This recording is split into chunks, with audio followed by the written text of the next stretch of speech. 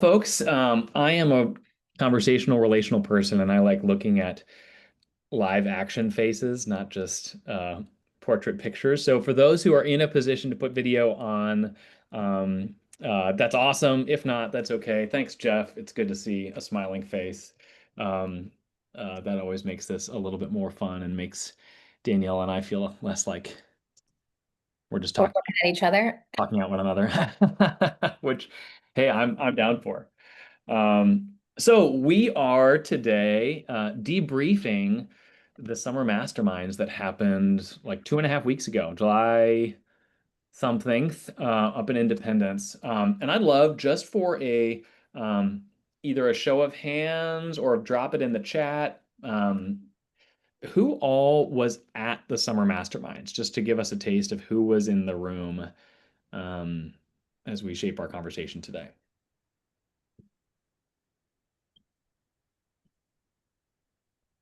I'm going to go one step further too. If you were Yeah. at Summer Masterminds, and again, I don't know if everybody on this call was, but if you were there, drop in the chat what your favorite panel was. Mm. And Mark, I think some of these people might be on here because they weren't at Summer Masterminds. And so they're like coming here to get the skinny of it real quickly. So that's okay too. Hey, that's hacking right there. Yeah. Event hacking is Here are come your Spark to notes. the debrief call. I Yeah. respect. Yeah. We'll be your AI. Yeah. That's fine. We have your Spark notes today. Is that still a thing? Spark notes? I Maybe. Maybe not. I don't know. I don't I know. don't know. I All think right, well, let's get started. So, first part of if you were at Summer Masterminds and if you weren't at Summer Masterminds, I suppose, there were two keynotes and they put one at the front of the event and one at the end of the event. And they were both amazing for very different reasons. And then we split out after we chose our breakouts a few weeks before, and we went into different rooms. And Mark and I obviously had the opportunity to follow around our agents and take photos. And so when we were putting together this class, we were like, oh, we have these onesie twosie lines that stuck with us that some of the top agents said on these panels. And so we kind of wanted to share that with you. But what I'd love to start with, Mark, if you're okay with this, is the Yep. first keynote speaker, which was Julia Lachey. And so, again, her and the other keynote speaker talked about two very different things. Julia Lachey, if you don't know who she is a MAPS coach. She is an OP. She is a top agent out of, do you know where she's at? Is she in Minneapolis. Minneapolis? I was like, Yeah. Maryland? No, Yeah. not Maryland, Minneapolis. She also wrote the book, The Color of Real Estate, and she was the head of diversity at Keller Williams Elevate, or Keller Williams Elevate, at Keller Williams RI. She actually just recently stepped down from that position. Anyway, so she came in and she talked a lot about being an entrepreneur and kind of embracing that journey. And she broke it down into five things. And so I'm going to share those pretty quickly. And Mark, I think you can also piggyback on this as well. But she said when you're stepping into this path of entrepreneurship, or if you're re-stepping into it, or if you've been licensed for 6 years and you're really still not sure if you're doing things the right way, that you could start with these five things. And so she said, number one, when stepping into entrepreneurship is finding your purpose and your passion in whatever that is. And what I wrote down, the only thing I wrote down from this part was she said the two most important days in your life is the day that you were born and the day that you find out why. And I was like, I just got goosebumps again because I was like, dang, right? Because I think like we talk about a big why and we talk about why it's so important and how it fuels the way that we do business. And yet sometimes I don't know how clear I am on my why. I think sometimes we attach it to things or life events or things that are happening right now. And so she said, do this first, and then the business that you do then funds that passion, right? So find your purpose in life, write it down, and then the business that you're doing and the career that you're building should be able to fund the passion and the purpose of life. Anything else on that, Mark? Yeah, and I think one if you're someone like me who struggles with the like what is that like capital P purpose? What is my big why? Like it feels like this like mythical mountain. She talked a little bit just about the process. It's more about what do you enjoy? What excites you? Like, it's more about moving toward your purpose and passion than it is like trying to like mine for some gem that you haven't yet found. Like it's Yeah. you know what excites you. You know when you come out of a meeting or an hour doing something when you're more energized or less energized. Like pay attention to the cues in your life and move towards those things because the money will flow as you're leaning into those things. Yeah. Agreed. Okay, so one, find your purpose and passion. Two was adopt an entrepreneurship mindset. And, obviously we work with a lot of agents that are coming into this business as brand new agents or agents that are transitioning from full-time jobs, or maybe they're transitioning from college or whatever that looks like. And I think the mindset from a 9 to 5 or any sort of even a different sales experience into entrepreneurship when you own your own business, sometimes we forget that. We think we just work in real estate. No, like we own the bakery, right? And I always say that I'm like, it's like opening your own bakery. You do all the things. You do the marketing, you bake the goodies, you then run to the cash register and deal with all the things that come along with that. You do the financials. And so like adopting that entrepreneur mindset is really like embracing that lifestyle. And she said you have to just be really good at being excellent in the moment, right? And so again, like as you are if you are starting in real estate, or I think this market is weird right now and it's a little tough. And I think a lot of people would agree and some people would not agree right now, and that's okay. That's a good thing too. I think you've got to really dig deep, and that goes back to your purpose and your passion, and then adopt that entrepreneur mindset. Like, this is why I'm doing it. This is the hustle activity in whatever it is I'm doing in order for me to get to the next step. Yeah. Yeah. Mark? And I think sometimes we think entrepreneurship basically is code for people that don't like working for other people. Yeah. And she basically said, like, no, being an entrepreneur is about relentless dedication. And Mhm. that was a like, ooh moment for me where it's like, am I clear on what I don't want or clear on what I'm relentlessly dedicated to getting after? Um, Yeah. and I think that's a good like middle of the year gut check question for all of us. Yeah, I also think if you're in that mindset in this moment, if you're attached to the activity and not the outcome, I think sometimes, right? So, am I attached to the outcome or am I just attached to the activity? Because if I'm attached to the activity, the outcome is going to come anyways. And so I need to be attached to the activity, the lead generation, going on appointments. Like, I'm not attached to the outcome of lead generation. I'm just attached to doing lead generation right now and making the phone calls.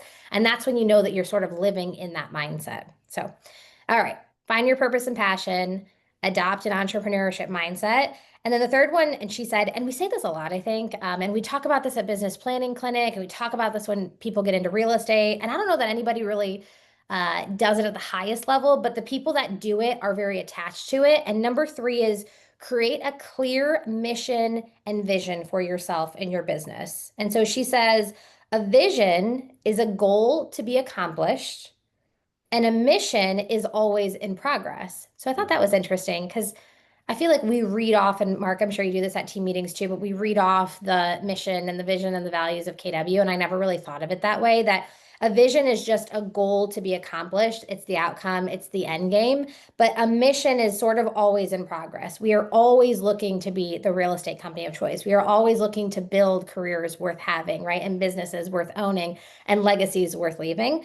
And she said, and I'm sure we say this a lot, people buy into why you do it, not what you do, right?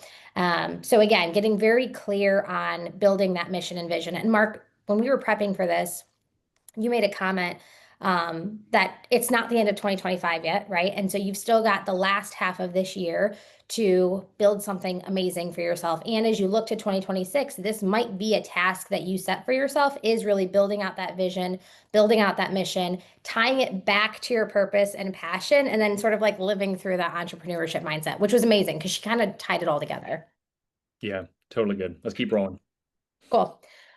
Um, all right. So number four was embrace failure and learn from it, right? So she said, when you fail, all you do is you analyze, you re-strategize, and you restart. Yeah. That's it. So if you're writing anything down, and we're going to move on from this one, you analyze, you re-strategize, and you just restart. I think she said actually you just re-go. You embrace it, you move on from it, get back into your entrepreneurship mindset. 5 second funeral is what I always say, and move on, Yeah. right? So good. She said moveon.com. Yeah, she did say moveon.com. I didn't write that down either. She did say Yeah. in what, yes, in one of her experiences, somebody was like, all right, moveon.com. And now she uses it all the time. So you are right. Um, it's so good. Just for an added second, like you helped me with my 5 second funeral a week or two ago, Danielle, yeah. and it doesn't mean that we're not feeling people and we don't get punched in the gut sometimes, or we don't have weeks that are just hard. But our success in this business is tied to us being able to get back on our horse and continue to have the conversations, put our best foot forward in front of the people that we might be in business with, and our if our 5 second funeral turns into weeks long funerals, like we're just not doing the stuff and we're not bringing the energy to our work that we know that we need to in order to serve our clients. And so you get to be a victim or you get to learn and step forward and not wallow. I think it's such a simple lesson, but it's kind of the lesson in so many ways for me. I also think it's very easy for us to say this right now when we like it's easy for you to teach this, right? Like it's easier for you to stand on a stage as Julia Lachey and say this when you can really feel it sometimes and you're like this I am allowing myself to have a little bit longer than a 5 second funeral and sometimes you have to, but it's always good. And Mark, I'm glad you brought that up. It's always good to have somebody like not gut check you a little bit, but be like, it's okay, time to get over it, right? Because if not, you stay in it a little bit longer. So even having that person in your life that's like, okay, cool, and we're moving on because next week's going to be better, that allows you to move on and it kind of allows you to like forgive yourself a little bit and then just move on to the next thing. So So love good. that. All right, so that was number 4, embrace failure. And then she said the fifth thing around becoming an entrepreneur and sort of living that lifestyle is surrounding yourself with the right people. And she said, you know, in order for me to become an OP and the head of diversity at KWRI and even getting into real estate, she was like, I didn't have a lot of money. But she said relationships can take you places that money can't. And she's like, I didn't have a lot of money. I just knew a lot of people that had a lot of money, right? And I got them into relationship with me, and then they helped fund the things that I wanted to do. So it's not really what you know, but it's who you know, and then what you know obviously helps you. So I think a big piece of that is making sure that even if Summer Masterminds wasn't the event, going to things where you're around like-minded people, getting into communities. Mark, I know you do a really great job with like the wealth community. Getting in rooms that you're not the smartest person is one of the best things that you can do as you sort of shift into that mindset. Because people that aren't in real estate don't understand real estate. And people that aren't entrepreneurs and own their own businesses, they don't understand sometimes the grit and the hustle and the failures that come from this industry. So again, like I feel like we talk about this a lot, but really surrounding yourself with other people in that world is the most important thing you can do. I'm fresh off a coffee appointment with one of our agents who um, by all external circumstances, went through hell in her business a couple of years ago. And rather than like folding it up or just forcing it and saying, no, no, no, this is how it has to be, she like, she's reinvented her business in really cool ways. And I'm confident she'll be on some stage somewhere before long. And a lot of people will be like, dang, like that's the business that I want. Yeah. And obviously she had to shift into a different mindset around it. But then I asked her, like, Amy, like, what would you say to folks who are looking to reinvent their business in the ways that are more attractive? And she says, like, it's all about who you get coffee with. Back to the who you're surrounding yourself with. Like, she's doing some really creative, really cool things, building more wealth than she ever was when she was selling a whole lot more real estate. And she's like, it was with who I got coffee with, and then who I had a follow-up coffee with, and who I asked a question to. Like, the who matters so much in our space. Is my Zoom 100. a little bit? What? Did my Zoom just lag a little bit? Nope. Cool. Yep. All good. Okay, so that was Julia Lachey, and she was amazing. And she really kicked off the event. Do you want to hit Alex Sheen real quick, and then we'll get into some of the like our top ahas from the event? Yeah. Again, I'm not sure how many of you were there. Alex Sheen's talk. So Alex, he is a leader of what he would call a movement, a social movement called Because I Said I Would. And it was one of those feelings when you got done with the talk, Danielle, I don't know if you felt the same way, where it's like, I don't know what just happened, and I don't know what I need to do, but I feel like I need to do something. Like there I was was kind like, of I could this, probably like run through a wall right now, actually. yeah, Yeah. yeah. So his story, without giving you more than you're asking for, is basically in the act of eulogizing his dad, who by all external appearances lived a pretty normal life. He realized that the most remarkable thing about his dad was that he was a man of his word. If he said he was going to be somewhere, he was there.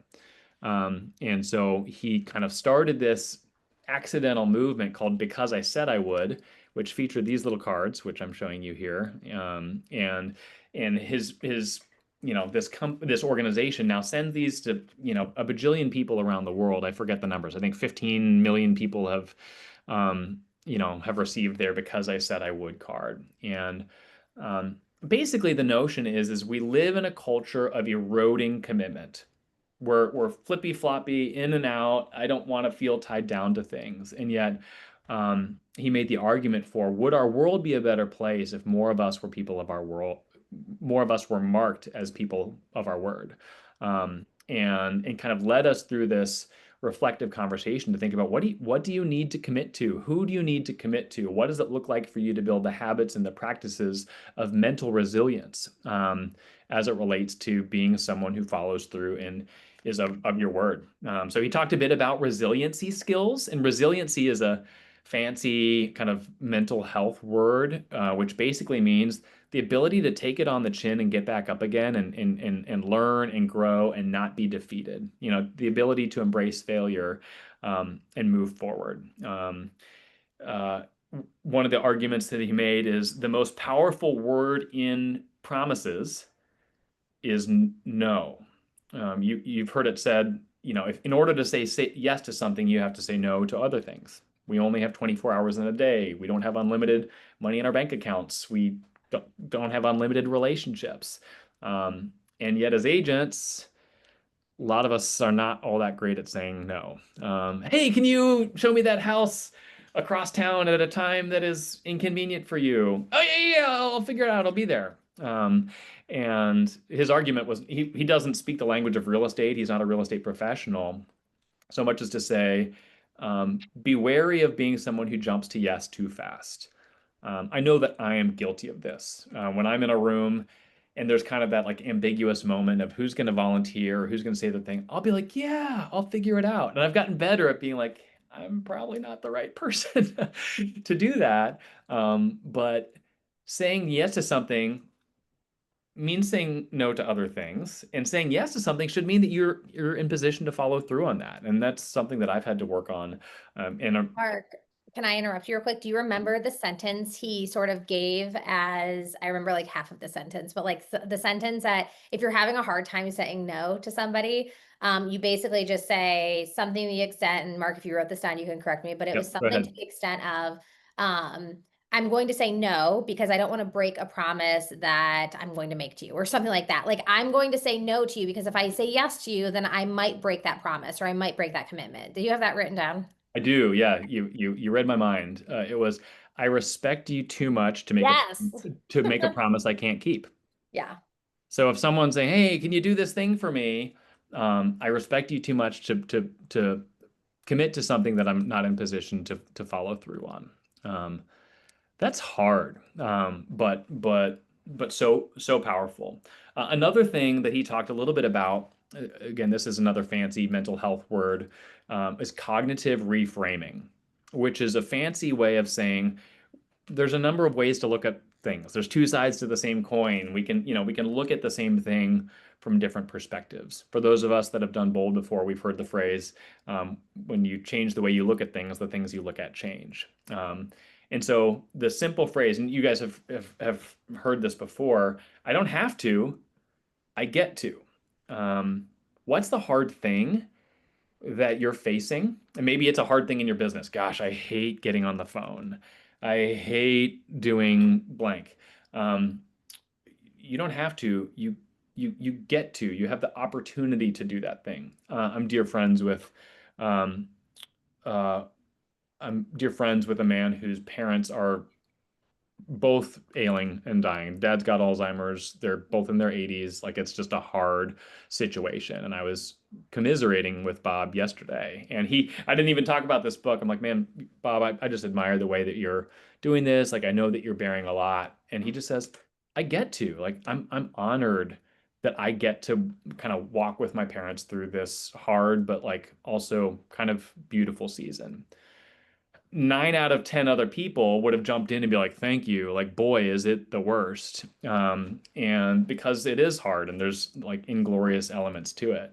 But I don't have to do that. I get to do that. And so a takeaway is what in your life, personally and professionally, would you benefit from a little bit of cognitive um, reframing? And then he finished with a quote that I thought was helpful.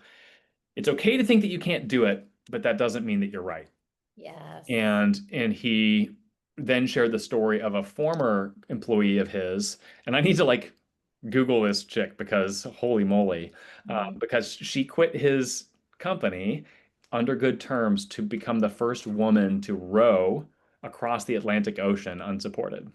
Um, Wild. which blew my mind. I'm like, I did not know that was a thing, and that's amazing. But we as humans are capable of far more than we give ourselves credit for, and our mindset around those things is what shapes so often whether we do those things or not. So, those were my key takeaways from Alex Sheen. Yeah, it was really good. I actually walked out with like small little tears in my eyes. But I will tell you that I was driving home from work the other day, and in one of my offices, it takes me about 48 minutes to get home, which feels like 4 hours at the end of the day. And I'm like, I'm definitely not falling asleep at the wheel, okay? But I'm like really tired and it's been a very long day. And I'm like running through the things in my head that happened and running through the appointments of the day that I had. And I literally said to myself, not out loud, that would be weird in the middle of a car by myself, but I said to myself, I get to do those things. And Mm, like, I am not probably like the fluffiest mindset person that I could be, especially in the role that I'm in. And it's amazing sometimes when you do things like that, how like it literally stopped the thought. It stopped the negative thought that I had about how exhausted I was and how it was a very long day. And I said I get to do that specific thing that I was a little frustrated about. And it really just stops you. So I think as non-fluffy sometimes as I am around some of that mindset stuff, I was like, dang, that worked. Like it works. It works when you stop yourself and you're like, I get to do these things because not everybody gets to do them. One quick little habit, we want this to be actionable and helpful for you all in your lives and in your businesses. But a habit that my coach has been working with me on as we think about kind of the cognitive reframing of our life is in the morning. If you're a journaling person, this is great. If not, it can just be an exercise as you're driving your first place in the morning. But you're scanning for three things that you're grateful for. This isn't the first time you've heard something like this. And the trick is you can't say the same three things every day. I'm thankful for family and the beautiful weather and for my clients. Um, you can say that today, but tomorrow it's got to be something different. And the act of scanning for things that you're grateful for actually increases kind of your positive outlook on life. So in the morning, it's gratitude. But then in the evening or afternoon, when you're kind of clicking into, hopefully, clicking out of work at least for a few minutes, you're taking note of things that you're proud of. Um, hey, I'm proud of the way that I handled that difficult situation today. Or I'm proud of the way I was courageous and picked up the phone and talked with someone that I wasn't sure how they'd respond. Or I'm proud of the way that we negotiated, and the act of reflecting on what you're proud of instills will, meaning tomorrow I'm going to look for things that I'm proud of. And if I'm not doing things that I'm proud of, how do I feel about that? And so I think that's been a helpful habit for me. And I don't hit it every day, but it does shape the way that I think about things. So It just a almost tip. feels like it like buttons up the day a little bit too. And it's a weird piece of accountability in its own way too, right? Like to your Mhm. point, Mark, like you're kind of looking for those things throughout the day. And like if you find one and two pretty quickly, you've got to go find a number three, right? Like you've got to Mhm. find a number three that you're that you've accomplished today and that you're proud of. So yeah, Yeah, I love yeah, that's a great point. that. All right, should we do some rapid fire breakout sessions? Yes. Do you want to go first? Sure.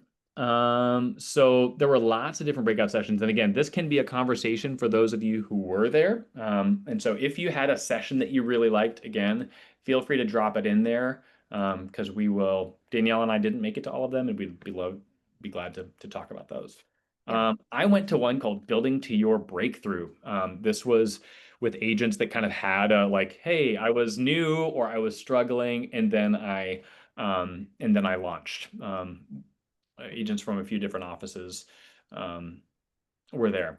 the key takeaways, and this isn't going to be rocket science, but the key takeaways were one, if you're not lead generating every day, what are you doing?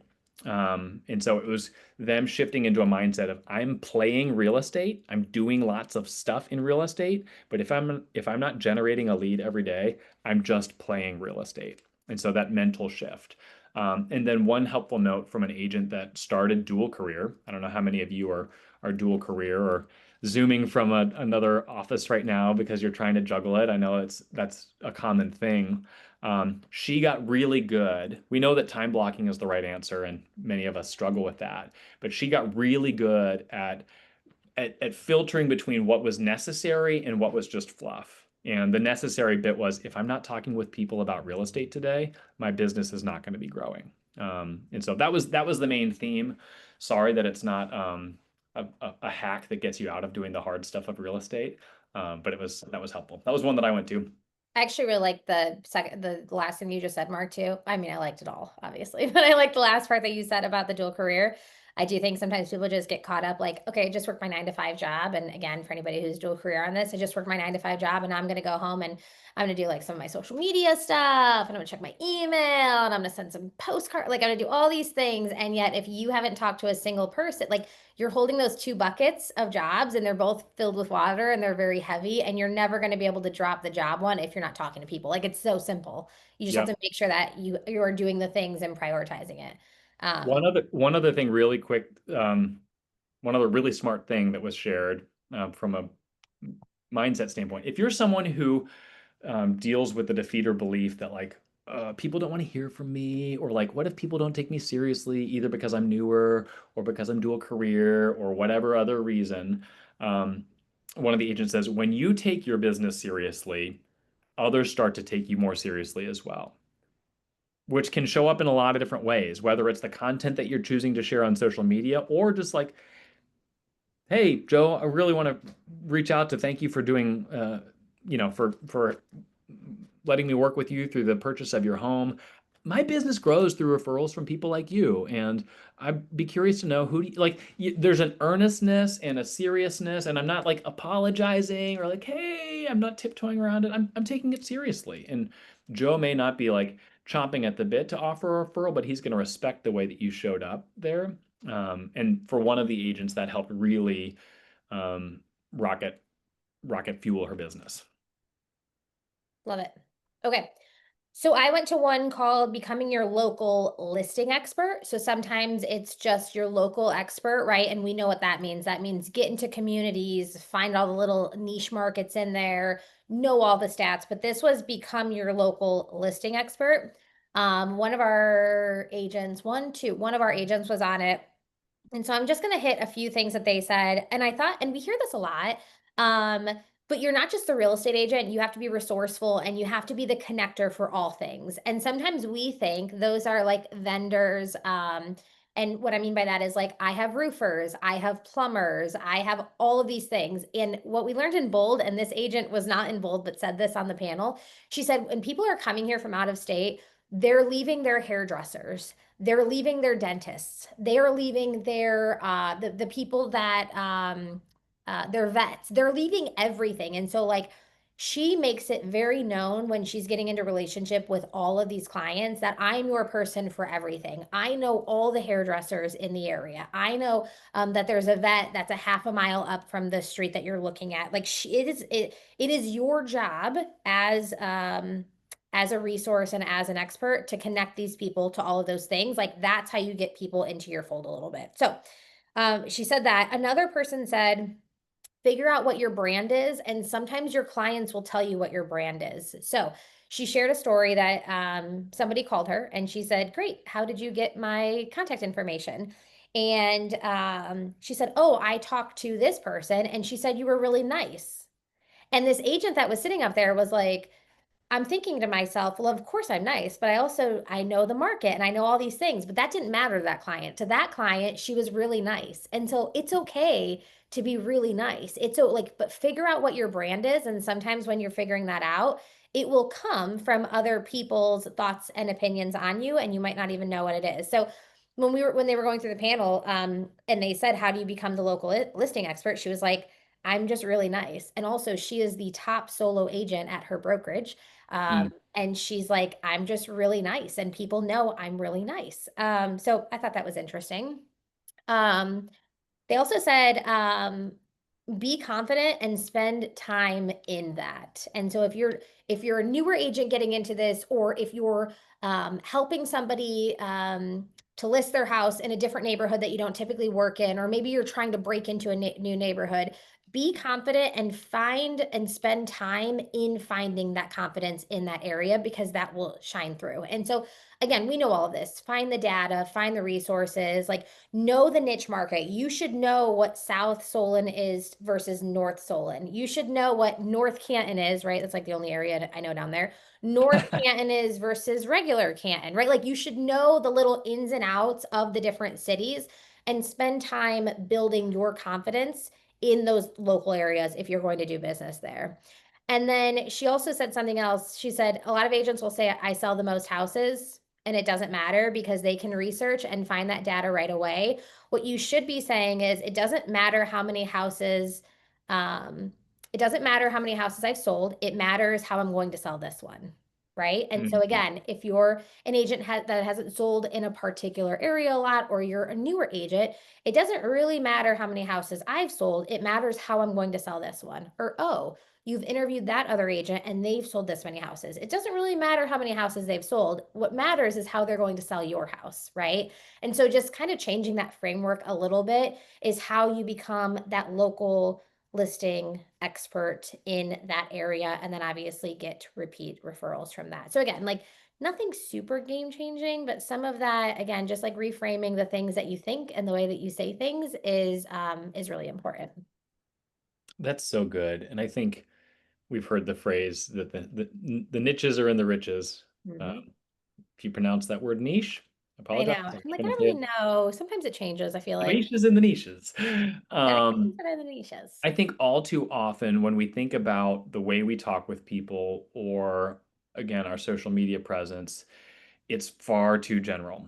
And I think the generalized approach, hey, whether you're looking to buy, sell, or invest in real estate, I'm your home girl.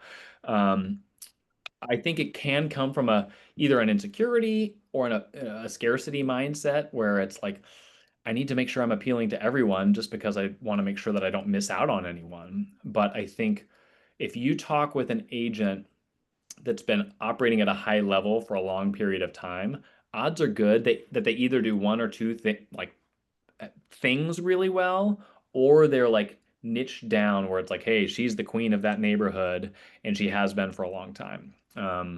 I think when we think abundantly to say, hey, there's enough, the pie's big enough for me. If I farm this one area really well and master this one area really well, yes, I'm going to sell homes in other areas. But if I like focus here, odds are good that's going to take care of a lot of your issues in your business.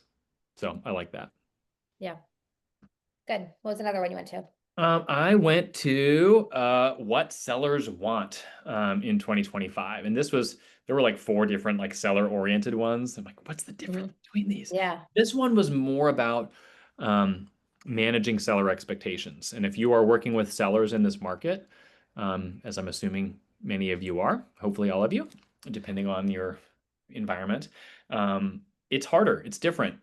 Things that were working 2 years ago aren't working as quickly or as certainly as they are today, or vice versa. You know what I'm saying? And so, a couple thoughts here that were helpful for me. Josh Young of the Young team talked about it's less about, yes, we need to get the price right, but coming in humbly to say, Mr. Seller, this market is a unique one, and we're seeing a lot of different changes right now. And I don't want to pretend like if we do this, I can guarantee this will happen. But having a good strategy and an ability to adapt and have a lot of moves in our toolkit if the market doesn't behave like we expect is a huge part of a huge part of the value that I bring. And so they talked about what can you do beyond simply the price adjustment to help your sellers feel like you're working for them. Because if you just list it and it sits and they're not hearing from you, they're wondering what you're doing. So they talked about the importance of cadence. Hey, Mr. Seller, I hope that we, get a great offer that we're excited about opening weekend. But in the event that that doesn't happen, you're going to be getting a report from me every Monday by 10 a.m. where I'm going to check in, let you know what we're seeing as far as the listing activity, feedback from showings, anything that's worthwhile. Obviously, I'm available any other time, but I want you to know that you'll be hearing from me in that way.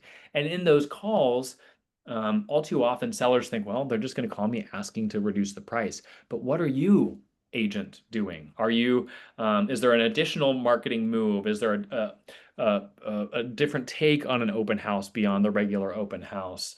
Are you rotating photos? Are you doing a withdraw relist? Are you circle prospecting the neighborhood? Don't shoot all of your shots right when you go live. You want to have some things saved for if it doesn't perform right away. One of the agents on there shared a very helpful kind of rule of thumb that he was asked to repeat 3 different times. So I thought this might be useful for you guys. He has what's called the 15-15-3 rule. And he says it doesn't matter. You can come up with your own numbers. But this is the rule when he's setting expectations with sellers about if the home doesn't perform or sell right away, how will we know when we're going to have a conversation around price? So 15-15-3. If we have 15 showings with no offers, if we have 15 days with no offers, or if we have 3 days with no showings, if any of those three things become true, Mr. and Mrs. Seller, we're going to have to have a conversation about whether the market is telling us that the price is off. But just to kind of removing the ambiguity of like, okay, when are we going to have this conversation? And different people do different things. Hey, if we don't have a contract within 2 weeks, in 2 weeks, we're going to have a conversation around pricing. But building in an expectation, the 15-15-3 framework, I thought was helpful. Mark, can I just add something real Please. quick? So I think especially in a market that we're in right now where it is very like zip code to zip code, even like street to street. Yeah. Over the last few years, we might not have even had to have this conversation. And so there's a lot of agents that don't even know how to have this. The point of all of this is you should be building these expectations in at the listing presentation, because what they don't want to hear is in 15 days or in 3 days or in 7 days, you come back and then they didn't know upfront what they were expecting. So this works a lot too if the price that they've settled on is a little bit outside of the range that you believe you can sell it at or the market suggests.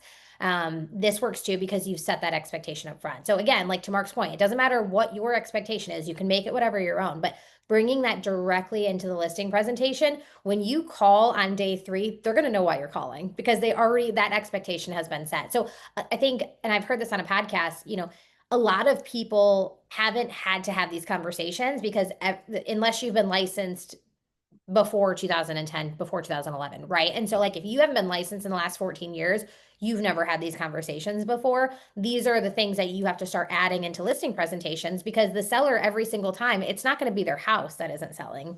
It's going to be you, the realtor that isn't selling their house, right? So Yeah. again, however you have to do it, building those in is the most important way that you can set yourself up for success with a relationship too, I think.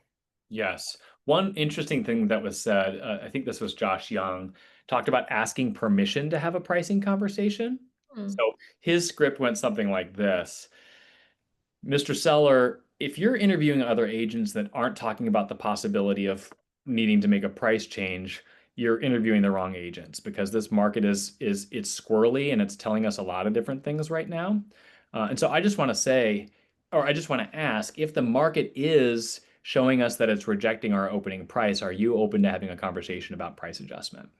And I thought that was interesting because I think oftentimes we think like, hey, just so you know, at 2 weeks we're going to have this conversation. And he took a more humble approach to say, basically, I'm getting permission and getting kind of pre permission to make a change. Doesn't guarantee that they're making that change, but just to say, hey, I'm going to discredit an agent that's not talking about this possibility, and then B, I'm kind of smoothing things over for when that conversation does come up, if it does need to come up. I thought it was an interesting take if you're not yet sharp on what script you're going to have at that point.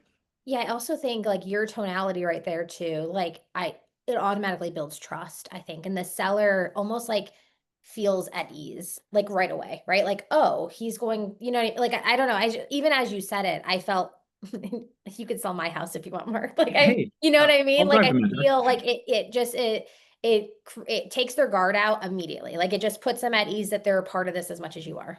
Yeah, no, that's a great point. All right, let's shift to a different one. What else did you like?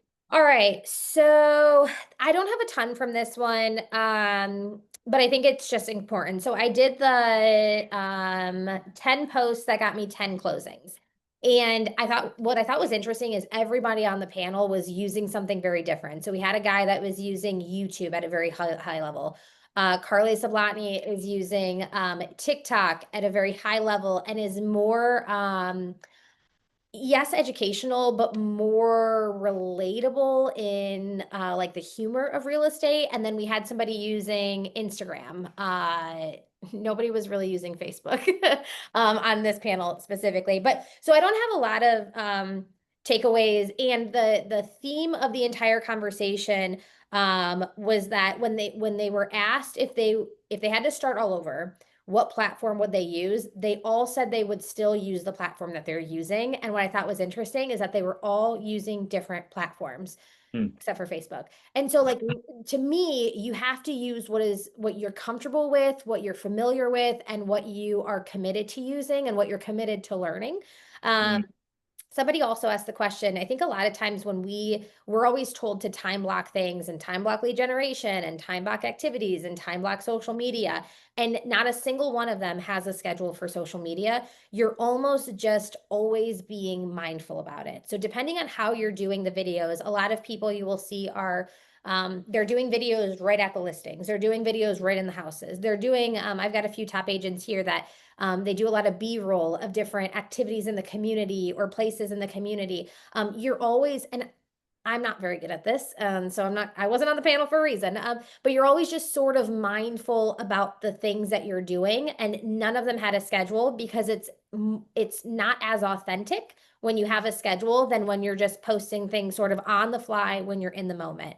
I think mm, the biggest aha out of that, and they say this in bold, everybody wants to look good and be right, right? And nobody cares. They just want to look at your video. They don't care how you look. They don't care if it's sideways. They don't care if your hair is brushed. Like you don't have to look good and be right all the time. You mm, just have to put something out there. How many times do we record a video and then we record it so many times, and then we decide not to post it at all, right? Or we want to be very humble. So we don't post how many closings or we don't post that we got top producer, right?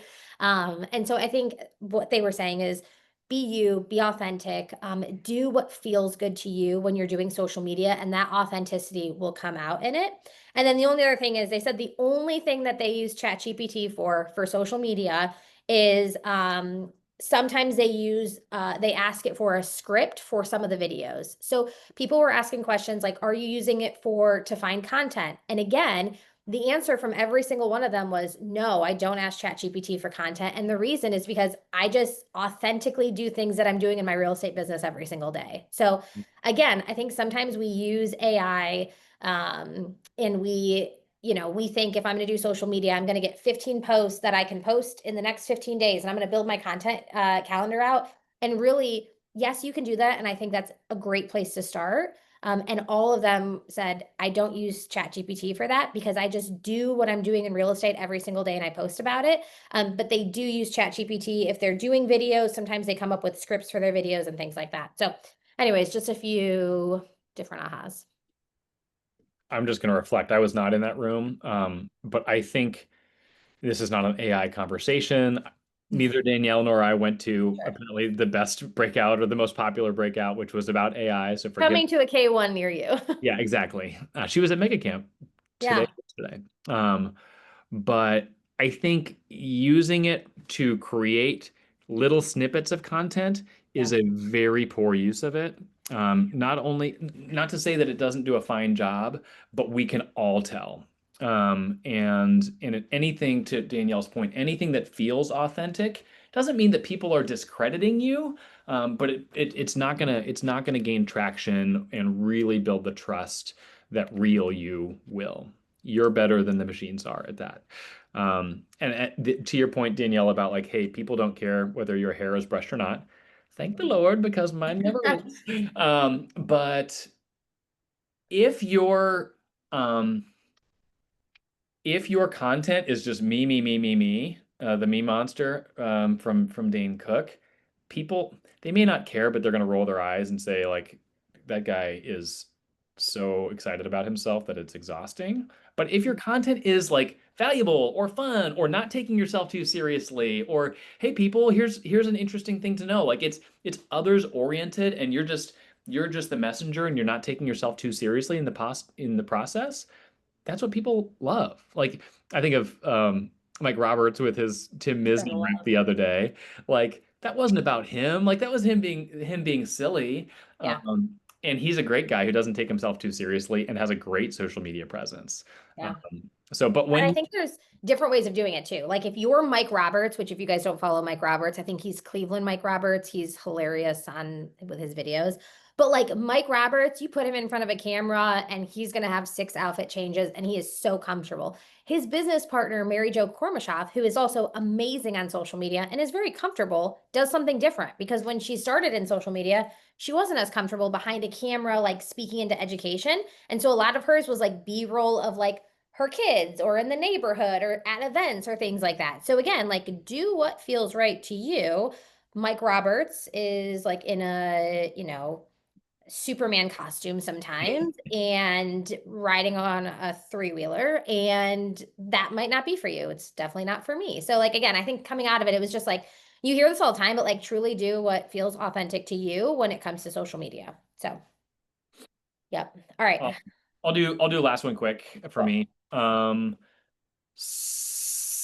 just wrote systems of seller. It was something more than that. Seller systems to convert more business or something Yeah. like that. The bottom line from this one was you got to find a way to stay top of mind with people that may or may not be looking to do real estate this year. And so the people that were speaking were using different CRMs. Some were mailer heavy, some were gift heavy, some were event heavy. Um, there's not a right answer there, but consistency was the theme. If you're with KW, you utilize command and it's built into your costs and it can do lots of cool things there. One of the things, one of the little scripts that I wrote down, that one of the agents, I forget her name, she was a sweetheart though, that she many of us are afraid of bringing up real estate. Like, hey, you're my friend, and I hope when you sell, you think of me, but I don't want to be too pushy about it. And we don't want you to be too pushy either. But she just says a couple times a year, not more than twice, I'll say, hey, do you have any real estate related plans in the next year?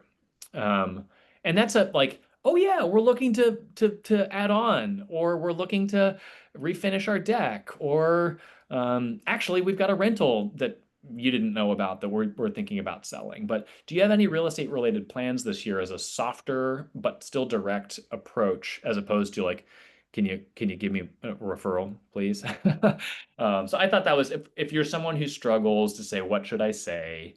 How do I make sure that people think of me when they think about real estate? I thought that was a nice disarming question as well. But consistency is key. Talk with Danielle or I or your local market center tech trainer to talk through how you can utilize a system to be more consistent and staying top of mind with your people. The only other thing, because I was in there for like a second, the only other thing I wrote down was, I think this was Melissa that said this. She said, send cards out and don't send them out on holidays. So, like non-traditional holidays is when you can reach out to people. So I think a lot of times, like everybody Yes. expects the holiday cards, everybody expects like certain things to happen at certain times. And so if you want to get really creative, have a system around reaching out to your people on non-traditional holidays. So I know a ton of agents and maybe not a ton. I guess I know maybe one or two handfuls of agents that send out lottery tickets on St. Patrick's Day. And people aren't expecting that in the mail, right? But when you start sending them, they do start expecting it every single year. And so, like, think about some of those smaller holidays that you can hit on, or just like sending random cards, right? Things like that, where they're the people that you're sending them to aren't just going to throw them in the trash. And it's almost like a nice surprise and delight. I wrote that down. So I thought that was also a good a system that you could implement that helps you stand out a little bit from other people. Yeah, no, I didn't write that down, but I remember that, and I think that's a great. Great touch. All Cool. right, I'm gonna hit one more on client events. Please. And so they talked about client events. I thought was interesting. And like we say this a lot out loud, I think, but you can either spend money on a Zillow lead or you could spend money on a client event. Now, there are some people that are doing both. Let me make that clear. But where are you going to get the biggest ROI? Are you going to get the biggest ROI out of spending money on a Zillow lead, or are you going to get the biggest ROI on spending money on a client event? And the answer is a client event. And really, that's more fun. And those are your people, and you get to love on them, and they love you for that. And they bring their family and their kids and things like that. They said that you don't have to have all of the money to pay for this. You get vendors, and vendors 100% of the time will sponsor this. So we've got an independent agents club up here at KW Living, and they're independent agents that get together and do things, and they're hosting their first event together because sometimes it's easier to collectively bring money together than to host something on your own. And it's Sure. being almost fully funded by different vendors and partnerships that they have. They said 80% of it, 80% of the event is really in the 3 to 6 contacts before and after the event. And then 20% of the effort is in the actual event, right? So if you've got to be ready to come in, do the pre-work, do the after work, and then you just get to show up the day of and have fun. But it's not really about the day of. And we say this a lot. It's not about the event. It's about the touches you get to do before the event. It's about the follow-up that you get to do afterwards. And then they said, do what you're best at. So like, implementation isn't always on you. If you're not great at sending postcards and inviting people, then pick up the phone and invite people. If you'd rather direct them to a form, whatever that looks like, get people to help you so that you can do the things that you're good at. They said, don't plan an event on something that you wouldn't have fun with, right? So again, like don't plan an event just because it's cheap. Don't plan an event just because you think you have to. Plan an event that you would attend because those are what your clients are going to show up to. And then somebody else said, this was actually Mike Roberts. He does little micro events. So something else you could do is like plug into a neighborhood party or plug into a strawberry festival or something that's happening locally and then just do something extra. So they do a neighborhood block party and he brought the ice cream truck, right? And he didn't even put any signage on the ice cream truck, but it got around from who was paying for the ice cream truck that all these kids were going into. And so if you aren't ready to do something at the largest level, you can take something that's already being done and you can just figure out a little micro event within it. I mean, even getting like a booth at a fair, I'm like, why isn't everybody doing this? Like, why isn't like there's almost no realtors at these things? Like, why isn't everybody doing this? So, again, I think you can plan little micro events. I think people a lot of times think that they've got to invest a lot of money into this. But in my opinion, as you grow your business, you're either going to pay for leads or you're going to pay to pour back into your sphere of influence and the people in your world, right? And you get to choose what you want to do, obviously. But to Yeah. me, the ROI is higher on the client events and pouring into your people. Yeah. And just to that last point that you made about tacking on with other things. We have an agent here at Legacy. They're launching a team who, like, this is their lead generation strategy. So it's not so much a client event thing. If you're new, you don't have clients, but they tack on and the bridal shows, the home and garden shows, the fair. It's like usually doesn't cost much to get into those things. And then they have a giveaway and it's like we generate 100 leads every time. Now we have to follow up with them. Like it's still the database game, but they're joining with something as opposed to like, hey, where do we go and find names of people? So different types of nurturing. Easiest bold 100 ever, right? Like easiest 100 names you're going to get to add to the top of that funnel. Like I'm like, why isn't everybody doing these things? Yeah. You know, like it's the easiest thing. You buy $200 worth of a booth, you do a giveaway, you talk to people about what you love and your passion, which is real estate. Like, why isn't everybody doing it? Yeah, it's So, it's so obvious. yeah. Um, Cool. cool. That's great. Lots of good stuff. I know we moved fast, and Danielle and I we both talked fast. Me too. Hopefully you got a few things out of it. Yeah. But yeah, thank you all for your attention. Glad to talk with anyone more. If there's something that you're like, oh, should I do this? Or what did you say there? At the end of the day, Danielle, I think it boils down to being the best version of your authentic self. And we Mhm. say at KW, like we're a models and systems based company, so you don't need to reinvent the wheel, but it also means you don't need to force yourself into being someone that you're not. So, Yeah. what's the best version of you? How do you consistently do that and build systems to support that? And provide value to your people along the way. Like that's the center of the questions here. Yeah. And I think the point of summer masterminds, whether you were there, whether you're at a different event, whether you've listened to some of these things, like the goal is really if you get one or two things out of it that you can implement in your business, like we are going into business planning clinic season right now. Like this is your chance over the next, I would say 60 days to say, okay, this is something I'd like to add to my business in 2026, or this is something that I'd like to change in my business or stop doing. And so when you go to some of these events or when you listen to Mark and I talk about them, you get to decide is a micro event something that I want to add into my business? Is a different sort of CRM or farming tool or recess or resource something that I want to add to my business? So, anyways, give that some thought too over the next few months as we go into business planning clinic season and what you want to do as you look to 2026. Join us for next K1 call 2 weeks from now as Danielle and Sean talk about soft skills in a shifting market. Yep, it's going to be fun. It's going to Be be great. fun. All right. Bye, guys. See you. Have a Well, good day.